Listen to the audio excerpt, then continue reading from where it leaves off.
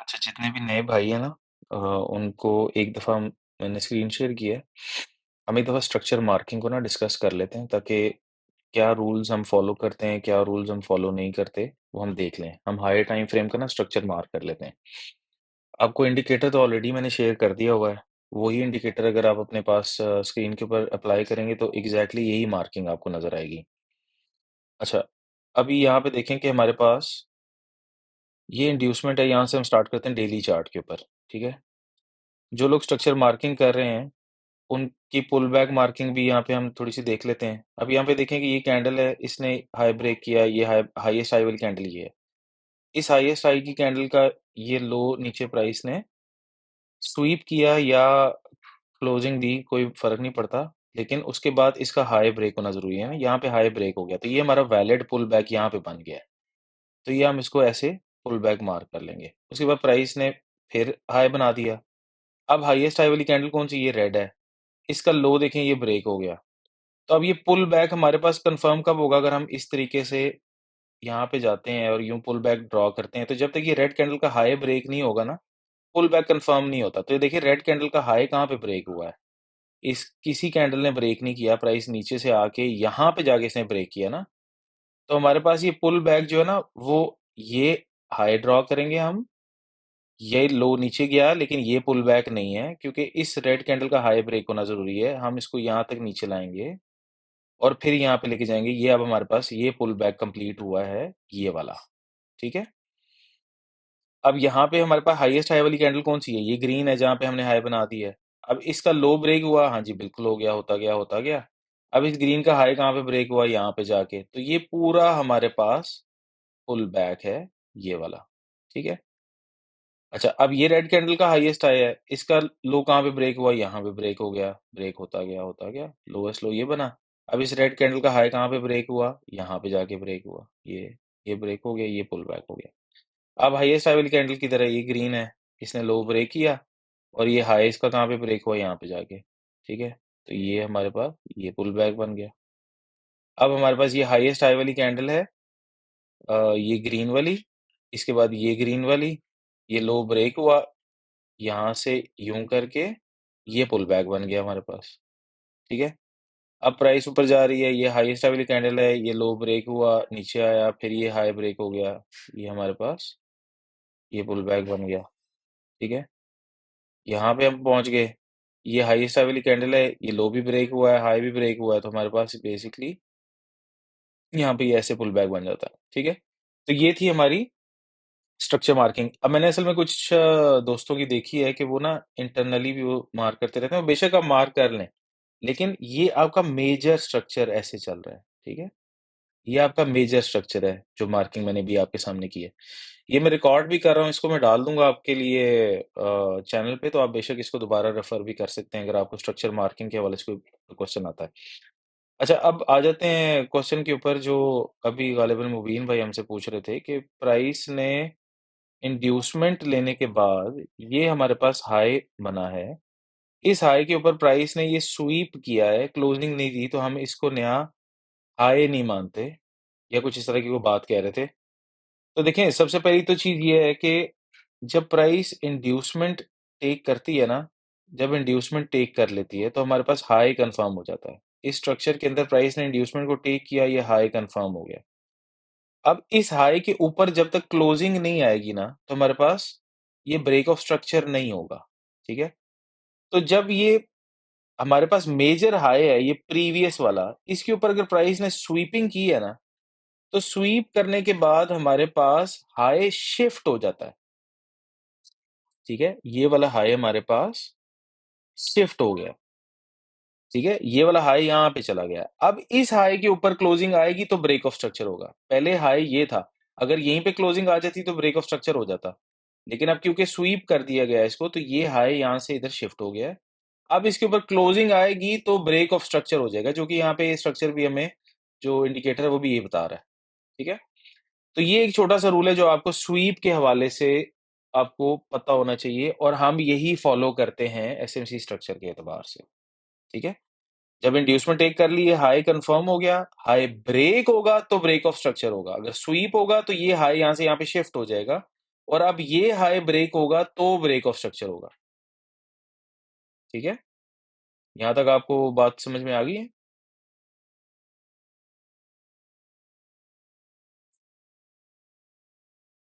मुबीन भाई ने क्वेश्चन पूछा था गालिबन, आपको समझ आ गई ये बात?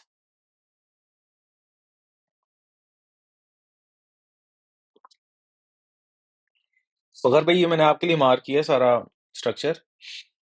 इसको आपने एक दफ़ा जो वीडियो मैं अपलोड करूँगा चैनल के ऊपर उसको एक दफ़ा देख लीजिएगा ताकि आपको ना ये रिवाइज़ हो जाए और ये डेली टाइम फ्रेम पे मैंने मार्क किया है, इसी रूल के तहत ही हमने हर टाइम फ्रेम के ऊपर मार्किंग करनी है। इंडिकेटर को यूज़ करने से पहले आप ये पहले लॉजिक समझ लीजिएगा, मार्किंग कीजिएगा, ज़रा इसके ऊपर आपको मेहनत करनी पड़ेगी, लेकिन जब तक मेहनत नहीं करेंगे, तब तक आपको ये चीज़ क्लियर नहीं होगी स्ट्रक्चर मार्किंग वाली, ठीक है?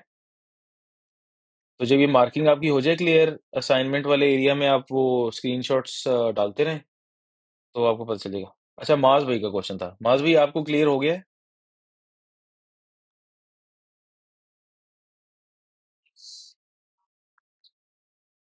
सही है। तो स्ट्रक्चर के हवाले से हमारे पास जो सूरत-ए-हाल है, वो ये जो मैंने आपको बता दी है। अच्छा, अब यहाँ पे हम डिस्कस कर लेते हैं कि हमारे पास डिसिज़नल ऑर्डर ब्लॉक और एक्सट्रीम ऑर्डर ब्लॉक की जो सिचुएशन है, वो किस तरीके से बनती है। जब हम इंड्यूसमेंट या हमारे पास जो एक डीलिंग रेंज है, डीलिंग रेंज का अगर आपको कॉन्सेप्ट क्लियर है, तो हमारे पास डीलिंग रेंज की जो सिचुएशन बनती है ना, वो इस तरीके से बनती है कि हमें एक लोअर लो चाहिए।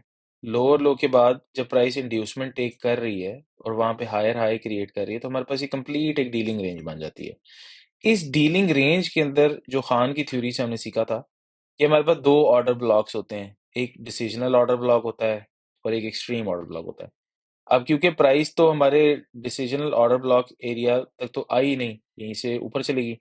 तो यहाँ पे ज़रा मार्किंग करनी जो है थोड़ी-सी मुश्किल होगी। हम इसको 4 आवर के ऊपर देख लेते हैं, ताकि हम कुछ ऑर्डर ब्लॉक्स भी यहाँ पे मार्क कर लें, अब वो क्लियर हो जाए। अच्छा, अब आप यहाँ पे ये देखिए कि जो खान की थ्योरी के अकॉर्डिंगली ये देखिए ये हमारा 4 आवर के ऊपर ये डिसिजनल ऑर्डर ब्लॉक था, क्योंकि इंड्यूसमेंट के बाद ये कैंडल है जिसने प्रीवियस कैंडल की लिक्विडिटी पर्च की है और उसके बाद नेक्स्ट कैंडल के अंदर मोमेंटम भी है और फेयर वैल्यू गैप भी है। तो ये हमारे पास डिसिजनल ऑर्डर ब्लॉक का एरिया है, ठीक है? जो कि मार्केट ने ब्रेक करने के बाद इसको रेजिस्टेंस बना लिया, वो एक अलग बात है, लेकिन डिसिजनल ऑर्डर ब्लॉक हमारे पास ये है। और उसके बाद एक्सट्रीम ऑर्डर ब्लॉक अगर आप यहाँ पे देखें तो हमारे पास ये बड़ी कैंडल है, इसने प्रीवियस लिक्विडिटी पर्ज की हुई है और इसके बाद एज़ सच हमें यहाँ पे कोई भी मिल नहीं रहा है, एक्सट्रीम ऑर्डर ब्लॉक 4 आवर के ऊपर। यहाँ पे भी आप देखेंगे कि कोई भी एज़ सच फेयरवेल गैप नहीं है लिक्विडिटी पर्जिंग के बाद और जितने भी हैं वो मिटिगेटेड ही हैं। तो हम ये कह सकते हैं कि यहाँ पे हमारे पास एक्सट्रीम एरिया कोई नहीं है। अच्छा, यहाँ पे देख लेते हैं, ये हमारे पास डिसिज़नल इसके बाद इस इंड्यूसमेंट के बाद यहाँ पे हमारे पास कौन-सा तो बनता है ऑर्डर ब्लॉक एरिया। तो आप ये देखिए कि हमारे पास ये कैंडल है जिसने प्रीवियस कैंडल्स की लिक्विडिटी ली है, लेकिन थर्ड कैंडल मिटिगेशन के बाद हमारे पास ये तो मिटिगेटेड ऑर्डर ब्लॉक है ना, तो अनमिटिगेटेड ऑर्डर ब्लॉक हमारे पास एक ये वाली कैंडल जो है वो बनाई जा सकती है, क्योंकि इसमें फेयर वैल्यू गैप है आगे, ठीक है? तो मार्केट ने इसको भी वॉयलेट कर दिया। अभी हम सिर्फ ये देख रहे हैं कि ऑर्डर ब्लॉक्स कौन-कौन से हैं।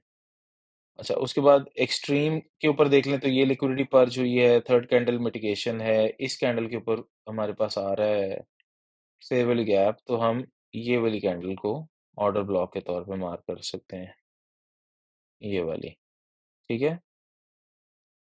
यहाँ पे देख लेते हैं हम, ये इंड्यूसमेंट है, ये प्रीवियस कैंडल है, ये फेयर वैल्यू गैप है, ये हमारा ऑर्डर ब्लॉक है,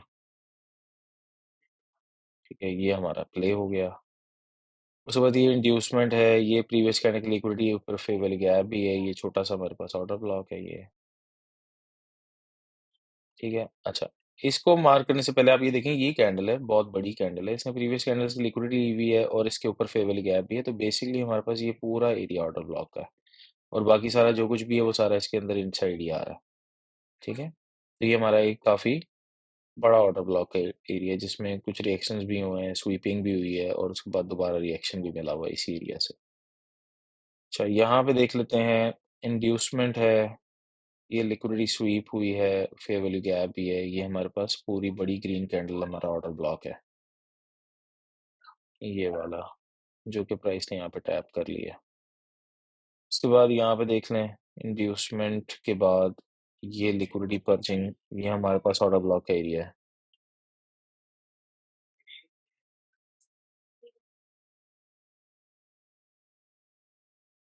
ये हमारा ऑर्डर ब्लॉक है। ठीक है, तो इस तरीके से आप अपने extreme order block and decisional order block जो है वो आप मार्क कर सकते हैं डिफरेंट टाइम फ्रेम्स के ऊपर। ठीक है? तो एसएमसी स्ट्रक्चर के अंदर जो इम्पोर्टेंट जो चीज़ें हैं वो स्ट्रक्चर मार्किंग सबसे पहले है और उसके बाद जो दूसरी चीज़ है वो decisional order block and extreme order blocks हैं। अच्छा, जो एक थ्योरी मैंने आप लोगों के सामने एक रखी थी काफ़ी अर्सा पहले, वो ईएसपी लर्निंग मटीरियल के अंदर मेरे ख़्याल से प्लेलिस्ट के अंदर पड़ी हुई है। वो मॉडल कुछ इस तरह से था कि जब मार्केट एक डीलिंग रेंज क्रिएट करती है, तो इस डीलिंग रेंज में हम वेट करते हैं छोटे टाइम फ्रेम के ऊपर, 1 मिनट के ऊपर कि वो अपना डिसिजनल ऑर्डर ब्लॉक जो है ना वो वॉयलेट कर दे, ठीक है? डिसिजनल ऑर्डर ब्लॉक को जब प्राइस वॉयलेट कर देती है, तो हम डिसिजनल टू एक्सट्रीम जो है ना वो हम एक ट्रेड प्लेस कर देते हैं। वो स्ट्रक्चर मैं आपके सामने ड्रा कर देता हूँ। आप लोगों ने इस तरह का स्ट्रक्चर अपने पास ढूँढना है और मेरे साथ स्क्रीनशॉट शेयर करने हैं। वो मॉडल किस तरह से है जी कि सबसे पहले तो आपके पास ये डीलिंग रेंज क्रिएट हो गई है, ये यूँ करके, ठीक है? अच्छा, अब ये डीलिंग रेंज कैसे है? वो ऐसे है कि आप ये देखें कि यहाँ पे हमारे पास ये पुल बैक था, प्राइस ने ये इंड्यूसमेंट को टेक कर लिया यहाँ पे और इस इंड्यूसमेंट को टेक करने की वजह से हमारे पास जो एरिया जो कन्फर्म हुआ है, वो हमारे पास ये हाई कन्फर्म हो गया है, ठीक है? और इस हाई को जब प्राइस ने यहाँ से ब्रेक किया है, तो हमारे पास ये लो कन्फर्म हो गया है, ठीक है? उसके बाद मार्केट ने नया पुल बैक क्रिएट किया है। नया पुल बैक क्रिएट करने के बाद जब ये इंड्यूसमेंट प्राइस ने टेक कर ली है, तो हमारे पास ये एक और हाई कन्फर्म हो गया है। अब ये हाई को ब्रेक करेगी मार्केट तो फिर जो है ना वो हो जाएगा ब्रेक ऑफ स्ट्रक्चर हो जाएगा। तो यहाँ पे हमारे पास ये ब्रेक ऑफ स्ट्रक्चर भी था। हम इसको ब्रेक ऑफ स्ट्रक्चर को भी मार्क कर लेते हैं, ताकि कोई प्रॉब्लम नहीं आए यहाँ पे। अच्छा, ये ब्रेक ऑफ स्ट्रक्चर हो गया। अब ये जब ये हमारे पास ये हाई कन्फर्म हुआ ना, तो ये हमारे पास कंप्लीट डीलिंग रेंज बन गई है। अब इस डीलिंग रेंज के अंदर अगर प्राइस ने यहाँ पे कुछ छोटा-सा हमारे पास डिसिजनल ऑर्डर ब्लॉक एरिया था, इस इंड्यूसमेंट के नीचे, तो हम क्या करेंगे, हम वेट करेंगे प्राइस का कि प्राइस अब हमें रिवर्स इंड्यूसमेंट टेक करे और हमारे पास जो डिसिजनल एरिया या एक्सट्रीम एरिया यहाँ पे बन रहा है, प्राइस यहाँ से हमें सेल दे और हम इसको एक्सट्रीम एरिया तक सेल करें और इस एक्सट्रीम एरिया से फिर बाय करें, ठीक है? ये एक मॉडल मैंने आप लोगों के सामने कुछ एग्ज़ाम्पल्स भी इसकी अ, रखी थी, वो हमारे पास ईएसपी लर्निंग मटीरियल के अंदर हैं। तो ये मॉडल था हमारा शुरू-शुरू में जिसको हम प्रैक्टिस किया करते थे और ये काफ़ी इफ़ेक्टिव मॉडल है कि आप इसको ट्रेड कर सकते हैं यूँ करके, ठीक है? यहाँ से लेके आप एक्सट्रीम एरिया तक इसको ट्रेड कर सकते हैं और यहाँ से आप एक लॉन्ग पोज़ीशन क्रिएट कर सकते हैं और आप ब्रेक ऑफ स्ट्रक्चर तक जा सकते हैं। ठीक है? और आपका जो स्टॉप लॉस होगा, वो बेसिकली आपका ये होगा। मतलब ये 2 आपके पास लॉन्ग एंड शॉर्ट पोज़ीशन की अ, अच्छी ट्रेड्स हैं, जो कि एसएमसी प्राइस स्ट्रक्चर के ऊपर आप कर सकते हैं। ठीक है? और इसको आप प्रैक्टिस करें, स्ट्रक्चर मार्किंग को प्रैक्टिस करें और ये स्पेसिफिकली मॉडल को आप अगर प्रैक्टिस करते हैं, आपको इस पे कोई भी क्वेश्चन आता है, तो आप मेरे साथ स्क्रीनशॉट शेयर करें, असाइनमेंट्स में शेयर कर दें बेशक या वन टू वन मैसेज कर दें। या बेशक उसामा के साथ कर दें शेयर, आसिम के साथ कर दें, मिस हाफ़िज़ा के साथ कर दें, तो या हाफ़िज़ा के साथ कर दें, नैय्या भाई के साथ कर दें। हम सारे बैठे हैं आपके क्वेश्चन्स के आंसर को अ, मतलब कोई भी प्रॉब्लम को हल करने के लिए। तो यहाँ तक कोई स्ट्रक्चर मार्किंग और डिसिजनल या एक्सट्रीम एरिया के अंदर या इस छोटे से मॉडल के अंदर कोई क्वेश्चन है तो पूछिए मुझसे बेशक।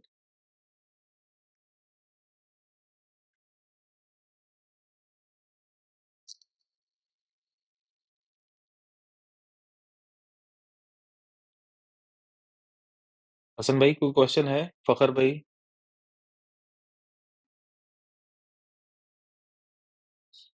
वालेकुम सलाम। ऑटो प्रो जी, जी।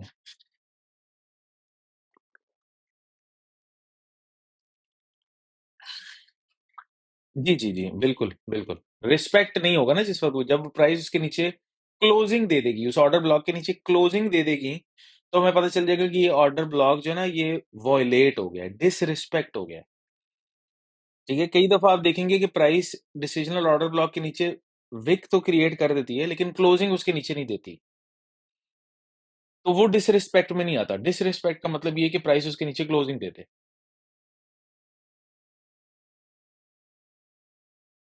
जी, बिल्कुल। बिल्कुल ऐसे ही।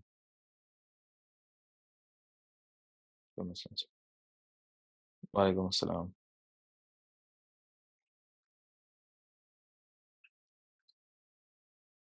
जी, जी।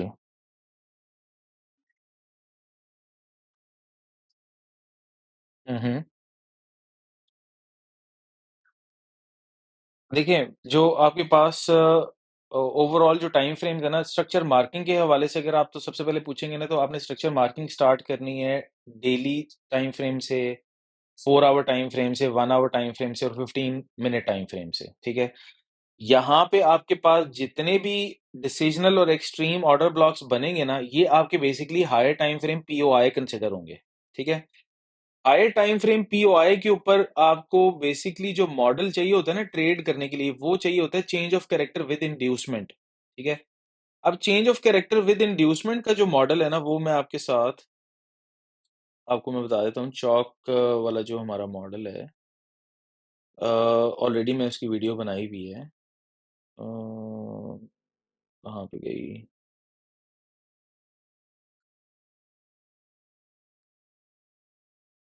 ऑटो ग्रो यहाँ पे आ सकते हैं हम।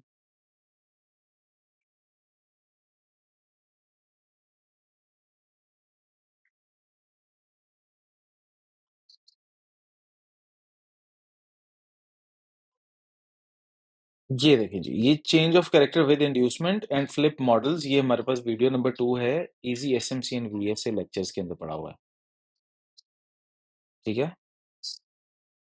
तो आपने ये change of character with inducement जो हमारा मॉडल है ना, ये आपने उस हायर टाइम फ्रेम के पीओआई के ऊपर इसका वेट करना है, ठीक है? स्ट्रक्चर मार्किंग कैसे करनी है वो मैंने आपको यहाँ पे बता दी कि स्ट्रक्चर मार्किंग जो है वो हमारी ऐसे होती है, ठीक है? जो हमने डेली टाइम फ्रेम के ऊपर अभी यहाँ पे देखी हुई है, ठीक है? स्ट्रक्चर मार्किंग करने के बाद जब आप डिसिजनल ऑर्डर ब्लॉक और एक्सट्रीम ऑर्डर ब्लॉक को मार्क कर लेंगे, तो वो बेसिकली आपके बन जाते हैं पीओआईज़। उन पीओआईज़ के ऊपर आपको change of character with inducement, change of character without inducement, ये चॉक विद फ्लिप, ये 3 एंट्री मॉडल्स हैं हमारे। इन एंट्री मॉडल्स को आपने प्रैक्टिस करना है और मैं आपको रिकमेंड यही करूँगा कि आपने इन पीओआईज़ के ऊपर सिर्फ बैक टेस्ट करना है। जब आप ये बैक टेस्ट कर लें और आपको पता चल जाए कि हाँ, इसके ऊपर कई दफ़ा चल रहा है, कई दफ़ा नहीं चल रहा, आपके ज़हन में सवाल आएँ, वो मुझसे सवाल पूछें, ठीक है? और उसके साथ जो आपने जो चीज़ प्रैक्टिस करनी है ना, वो ये वाले कॉन्सेप्ट्स हैं जो मैंने आपको हाउ टू रीड प्राइस में आप लोगों के साथ शेयर किए हुए हैं। इनको अच्छी तरीके से आप समझ लेते हैं, इनको भी बैक टेस्ट कर लेते हैं, तो फिर इंशाअल्लाह ताला आपको हाई प्रोबेबिलिटी सेटअप्स जो है ना, उनके ऊपर मैं लेके आऊँगा। लेकिन अभी रिकमेंड आपको यही करूँगा कि इनको पहले अच्छी तरीके से प्रैक्टिस कर लें। जब तक ये वाले कॉन्सेप्ट्स आपको समझ में नहीं आएँगे, ये एडवांस लेक्चर्स मैं आप लोगों के लिए प्रिपेयर कर रहा हूँ। देखें ऑलरेडी ये 8 वीडियोज़ पड़ी हुई हैं, लेकिन ये प्राइवेट हैं, ये आप लोगों को नहीं मिल सकती अभी। आपको समझ भी नहीं आएँगी, ठीक है? जब आप ये बेसिक जितनी भी चीज़ें ये क्लियर कर लें, आपकी अंडरस्टैंडिंग क्लियर हो जाए, तो फिर इंशाल्लाह एडवांस के ऊपर हम आ जाएँगे, ठीक है?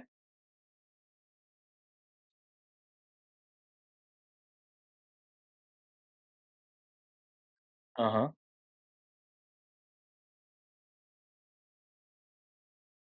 ठीक है। कोई क्वेश्चन एग्जांपल के तौर पे शेयर करें, कोई आपके पास है कोई स्क्रीनशॉट ऐसा कोई जहाँ पे आपको समझ में नहीं आ रही हो? हाँ, ऐसा ये बेहतर है। देखिए, जब वो जेनेरिक क्वेश्चन पूछना ना, क्वेश्चन बड़ी आसानी से पूछा जाता है। लेकिन जब आप किसी चार्ट के रेफरेंस से मुझसे क्वेश्चन पूछेंगे ना, तो मुझे एग्ज़ैक्टली समझ में आ जाएगी कि आपको प्रॉब्लम कहाँ पे आ रही है। ठीक है?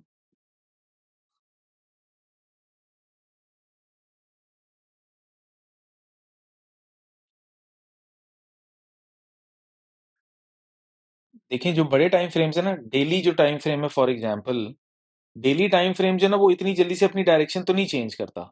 ठीक है? तो अगर आप मतलब दरमियाना-सा कोई टाइम फ्रेम ढूँढना चाह रहे हैं, जिसके ऊपर आपको स्ट्रक्चर के हिसाब से अच्छी ट्रेड मिल जाए, तो वो 15 मिनट और 1 आवर है। ठीक है? 15 मिनट एंड 1 आवर के स्ट्रक्चर के ऊपर अगर आप ट्रस्ट करते हैं, तो 1 मिनट और 5 मिनट को आप सिर्फ एंट्री के लिए इस्तेमाल करें। ठीक है? इससे आपका काम मेरे ख्याल से काफ़ी आसान हो जाएगा। लेकिन अभी ट्रेड करने से पहले ना आपको बैक टेस्टिंग और प्रैक्टिस बहुत ज़रूरी है। प्रैक्टिस पहले जब तक ना कर लें, जब तक आपके पास एक अच्छा पक्का मॉडल नहीं बन जाए, तब तक आप ट्रेड ना करें, क्योंकि वो साइकोलॉजी पे इफ़ेक्ट करेगा, आप डर जाएँगे चार्ट से। तो पहले आप इनको प्रैक्टिस करें। जी, जी।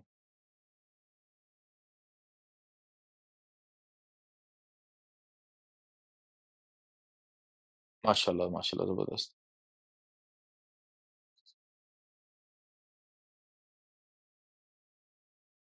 जी। जी, ठीक है, कासिम भाई कोई मसला नहीं, कोई भी क्वेश्चन हो आप पूछें, कोई मसला नहीं।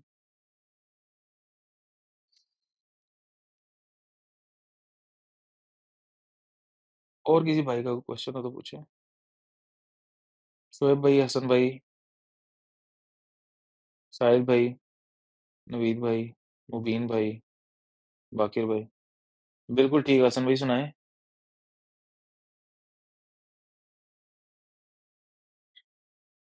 ठीक है। हाँ। अभी मैंने जो बताया ना 15 मिनट और 1 आवर और 5 मिनट और 1 मिनट, इसके अलावा जो बड़े टाइम फ्रेम्स हैं ना वीकली, डेली, 4 आवर, इनको मार्क लाज़मी करें आप, ताकि आपको पता चले कि हायर टाइम फ्रेम कैसे चलता है।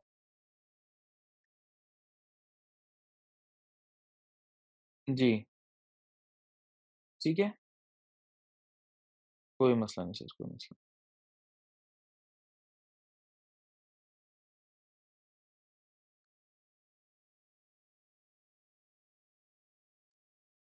फ़खर भाई आपने तो अभी फ़िलहाल सिर्फ़ स्ट्रक्चर मार्किंग करनी है, ठीक है? आप सिर्फ़ स्ट्रक्चर मार्किंग करें और स्ट्रक्चर मार्किंग पहले अपनी क्लियर करें। उस स्ट्रक्चर मार्किंग के साथ आप जो चीज़ को इम्प्रूव करें ना, वो है डिसिजनल ऑर्डर ब्लॉक को मार्क करना और एक्सट्रीम ऑर्डर ब्लॉक को मार्क करना, ठीक है? अभी आपका सिर्फ़ और सिर्फ़ ये काम है। जब आपका डेली टाइम फ्रेम से लेके 1 आवर टाइम फ्रेम तक की स्ट्रक्चर मार्किंग और ऑर्डर ब्लॉक मार्किंग बिल्कुल ठीक हो जाएगी ना, वो मुझे पता चल जाएगा क्योंकि आप मेरे साथ शेयर करते रहते हैं। तो मुझे पता चल जाएगा कि अब आपको नेक्स्ट स्टेप पे लेके आना है और वो हैं एंट्री मॉडल्स, कि अब आपने अगर ट्रेड को एंटर करना है तो कैसे करना है? चॉक विद फ्लिप कैसा है? चॉक विद इंड्यूसमेंट कैसा है? वो फिर थोड़ी-थोड़ी सी जो बारीकी है ना, वो हम डिस्कस करेंगे, ठीक है? तो अभी आपका काम सिर्फ़ ये वाला है।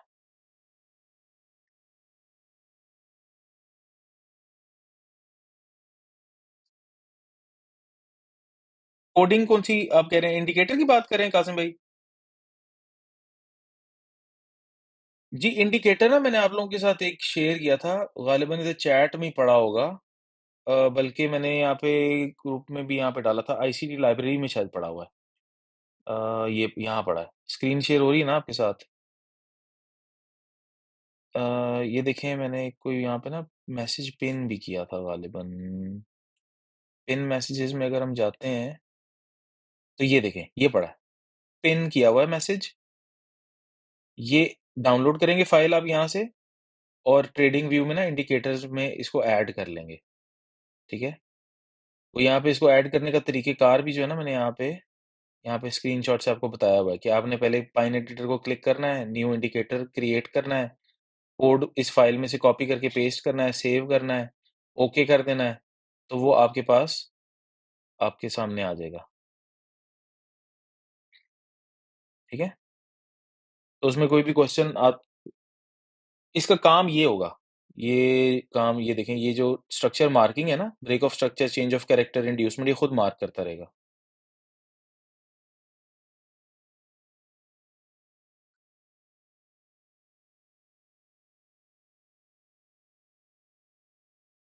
हाँ, फ़ायदेमंद हो, हाँ, अदरवाइज़ नहीं। हाँ, पहले स्ट्रक्चर मार्किंग सीख लें कासिम भाई सीख लें तो फिर उसके बाद ये इंडिकेटर्स है ना, फिर आपको पता चल जाएगा अब मुझे खुद मार्क करने की ज़रूरत नहीं है, अब मैंने ये मतलब अपने पास मुंशी रख लिए, मार्क करा। ये इंडिकेटर हमारे लिए मुंशी का काम करेगा, ठीक है? तो ये आपके लिए मैंने ये आईसीटी लाइब्रेरी के अंदर ना मैसेज पिन किया हुआ है, ये पिन्ड मैसेज के अंदर जाएँगे ना तो ये आपको नज़र आ जाएगा सबसे ऊपर।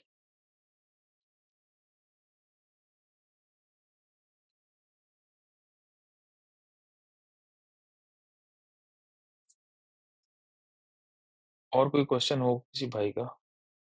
मेरे ख्याल से बहुत है, इसको प्रैक्टिस करें, स्ट्रक्चर मार्किंग को, ऑर्डर ब्लॉक मार्किंग को और जो भाई तो सीख चुके हैं स्ट्रक्चर मार्किंग और ऑर्डर ब्लॉक मार्किंग वो जो change of character with inducement, change of character without inducement वाली जो मेरी वीडियोज़ हैं वो देखें। उसके ऊपर मैंने काफ़ी सारे एंट्री मॉडल्स डिस्कस किए हुए हैं। उनको बैक टेस्ट करना शुरू करें, उसमें कोई क्वेश्चन आता है तो पूछें, फिर इंशाल्लाह इसी तरह हम आगे फर्दर मैच्योरिटी की तरफ जाएँगे। वालेकुम सलाम इरफान भाई, क्या हाल है?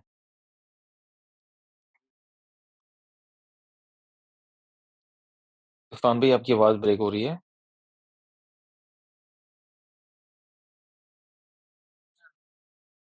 हाँ, आपकी सुबह आसिम से बात हुई है?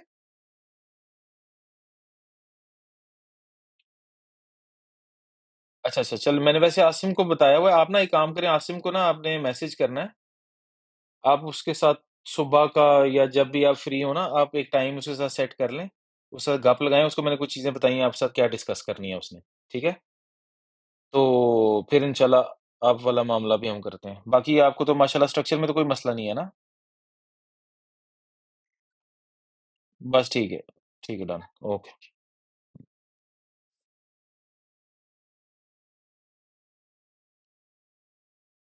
ठीक है भाइयों, फिर सेशन को कंक्लूड करते हैं।